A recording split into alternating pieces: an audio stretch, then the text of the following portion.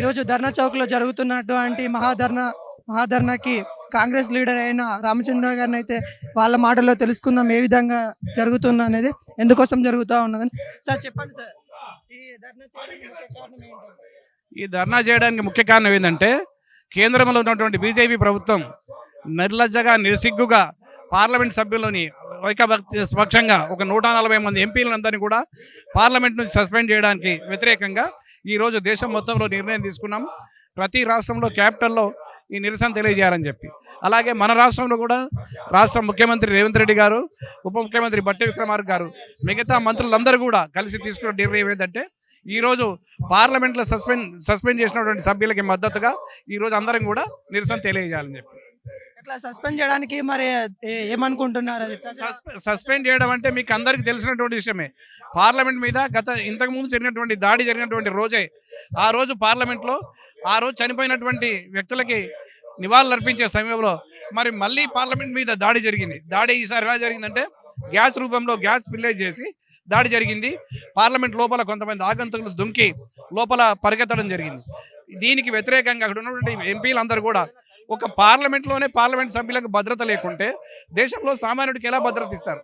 మరి దీనికి కారణము, దీనికి ఏదైనా ఉంటే హోంమంత్రి గారు చెప్పాలి పార్లమెంట్లో వచ్చి, లేదా ప్రధానమంత్రి గారు చెప్పాలి. వాళ్ళిద్దరు చెప్పకుండా ఉన్నవంటి వారిని ఎంపీలను మంత్రులను ఎంకరేజ్ చేసి స్పీకర్ ద్వారా ప్రశ్నించినటువంటి ప్రతి పార్లమెంట్ మెంబర్ని బయటికి పంపిస్తున్నారు. 13వ తారీఖు జరిగిన పొగబాంబులో సెక్యూరిటీ లోపాలు ఉన్నాయని అంటారు. సెక్యూరిటీ లోపాలు తప్పకుండా ఉన్నాయి. ఇప్పుడు వాళ్ళు ఏ పార్లమెంట్ మెంబర్ అయితే పాస్ ఇచ్చాడో ఆ పాస్ ఇచ్చినటువంటి పార్లమెంట్ మెంబర్ మీద ఇంతవరకు యాక్షన్ పోలా. అది ఎవరిచ్చారనేది ఎంక్వైరీ.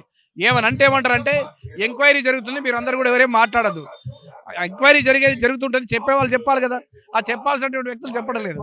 దానివల్ల ఉన్నటువంటి పార్లమెంట్ మెంబర్లందరూ కూడా ప్రశ్నించాలని నిర్ణయం తీసుకున్నందుకు వాళ్ళందరినీ కూడా పార్లమెంట్ నుంచి బహిష్కరించడం జరిగింది. దీనికి వ్యతిరేకంగా ఈ రోజు ఇక్కడ నిరసన తెలియజేయడానికి ప్రోగ్రాం తీసుకున్నాం. ఈ మహాకూటమి ద్వారా మీరు బీజేపీ ప్రభుత్వాన్ని ఏం అడగాలనుకుంటా ఉన్నారు?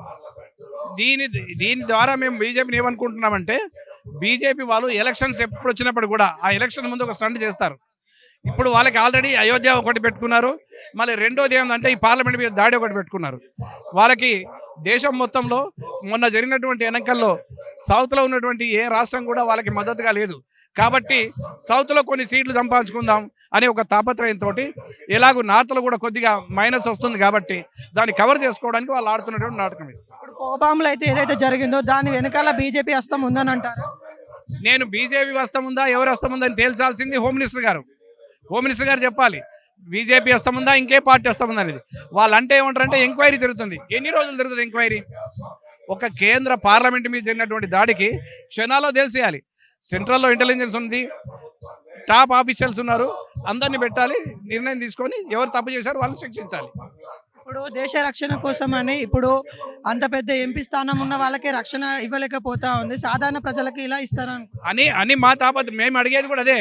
ఈ ప్రశ్నే పార్లమెంట్ సభ్యులు అడిగితే మీరు అడగడానికి సంబంధం లేదు, మీరు అందరినీ బయటికి పంపిస్తున్నాం, ఉన్న వాళ్ళతోనే మేము సభ నడుపుకుంటాం అంటున్నారు వాళ్ళు. ఇట్లా ప్రశ్నించే గొంతుకలను నొక్కేస్తున్నట్టు అంటారా? తప్పకుండా అంటాం.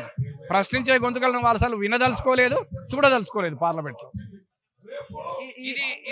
ఇది పార్లమెంట్ చరిత్రలోనే చాలా దుర్దినము. ఎందుకంటే ఇన్ని సంవత్సరాలుగా ఎంతో ప్రభుత్వాలు వచ్చి ఎన్నో పోయాయి, కానీ ఒక్కసారిగా 140-150 మంది ఎంపీలు ఎప్పుడు కూడా సస్పెండ్ చేయాలి. ఎట్లా అంటారు? ఈ సందర్భంగా మీరు సెంట్రల్లో ఉన్న గవర్నమెంట్కి ఏం చెప్పాలనుకుంటారు? వాళ్ళు తీసుకున్నటువంటి నిర్ణయాలు తప్పుడు నిర్ణయాలు. ఆ తప్పుడు నిర్ణయాలు కనీసం రివోక్ చేసుకొని ఆలోచన చేసి ఎవరైతే ఈ దాడికి పాల్పడ్డ వాళ్ళ మీద సరైనటువంటి చర్యలు తీసుకోవాలా, భవిష్యత్తులో పార్లమెంటుకు సరైనటువంటి భద్రత కల్పించాలని చెప్పి కోరుకుంటున్నాం.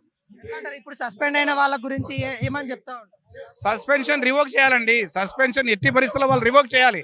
ఎందుకంటే వాళ్ళ హక్కుల్ని హరిస్తున్నది. హక్కులు కాపాడాల్సినటువంటి పార్లమెంట్లో వాళ్ళ హక్కుల్ని హరిస్తూ వాళ్ళని బయట పంపిస్తున్నారు. కాబట్టి సస్పెన్షన్ ఎత్తివేయాలి.